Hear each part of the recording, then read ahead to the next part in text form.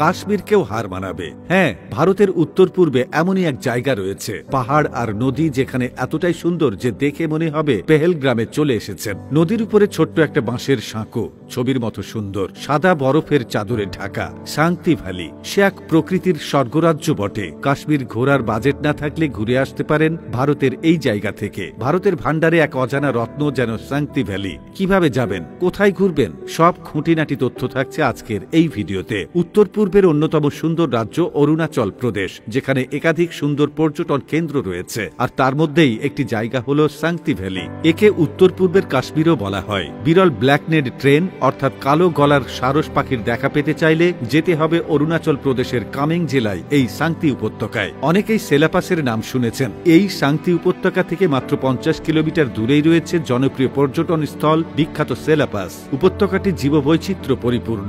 এই এলাকাতে কালো গলা সারসের মূলত শীতকালে এই বিরল পাখির দেখা মিললেও বসন্তের শেষ পর্যন্ত উপত্যকায় বাসা বেঁধে থাকে এরা। এই এলাকাতেই কিউই ফলের চাষ হয়, আর সেই কিউই বাগান দেখলে চোখ জুড়িয়ে যাবে। সাংতি উপত্যকার অন্যতম হল পাহাড়ের কোলে বয়ে চলা নদী। এই নদীকেই কেন্দ্র করে গড়ে উঠেছে গ্রাম, যেখানে বাস করেন মংপা উপজাতির লোকজন, যারা মহাজন বৌদ্ধ ধর্মাবলম্বী। এই গ্রামের বাড়িগুলো মূলত কাঠ এবং পাথর দিয়ে তৈরি। বাসিন্দারা বেশিরভাগই ভুট্টা চাষ করে জীবিকা নির্বাহ করে থাকেন। এখানে ক্যাম্পিং এরও সুযোগ রয়েছে। নদীর আশেপাশে তো বটেই, জঙ্গলের ভেতরেও রয়েছে একাধিক ক্যাম্পিং সাইট। রয়েছে লাইসেন্সপ্রাপ্ত ট্যুর অপারেটররাও, যাদের থেকে ক্যাম্পিং এর বিভিন্ন সরঞ্জাম ভাড়া পাওয়া যায়। টেন্ট তো রয়েইছে, স্লিপিং ব্যাগে থাকার সুযোগও মিলবে। সাংতি থেকে মাত্র 15 কিলোমিটার দূরেই রয়েছে দিরাং গ্রাম। সেখানে রয়েছে ইট স্প্রিং অর্থাৎ উষ্ণ প্রস্রবণ এবং একটি সুপ্রাচীন জায়গা, যার অপরূপ প্রাকৃতিক সৌন্দর্যের জন্য বিখ্যাত তাওয়াং। সাংতি উপত্যকা থেকে তাওয়াং এর দূরত্ব 150 কিলোমিটার। তাছাড়াও সাংতি থেকে মাত্র 100 কিলোমিটার দূরেই রয়েছে বিখ্যাত বোমডিলা।